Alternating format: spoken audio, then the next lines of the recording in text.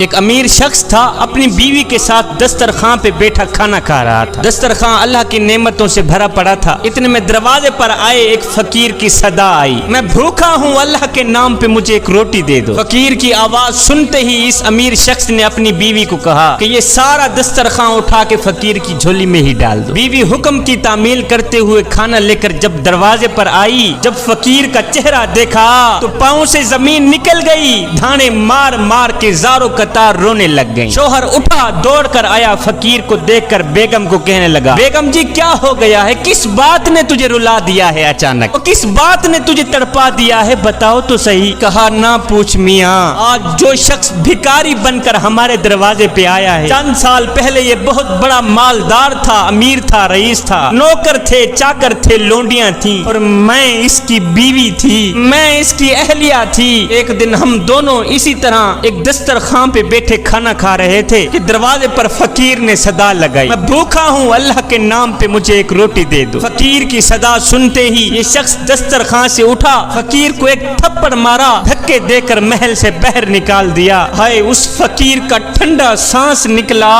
اسی دن سے اس کے حالات بدلتے گئے، کاروبار ٹھپ ہو گیا، نوکر بھی جاتے رہے، لونڈیاں بھی جاتی رہیں، اس نے مجھے بھی طلاق دے دی۔ اس کے چھوڑنے کے کچھ عرصہ بعد میں آپ کے نکاح میں آئی ہے، اب نوبت اس کی یہاں تک آ پہنچی ہے کہ یہ لوگوں سے روٹی مانگنے پہ مجبور ہو گیا ہے۔ بیوی کی یہ کہانی سن کر کہنے لگا، بیگم میں تجھے اس سے زیادہ تعجب والی بات نہ بتاؤں؟ کہا جس فقیر نے اس کے دروازے پر روٹی کی صدا لگائی تھی، جس فقیر کو اس نے دھکے دے کر حویلی سے باہر نکالا تھا، وہ کوئی اور نہیں تھا، وہ میں ہی تھا۔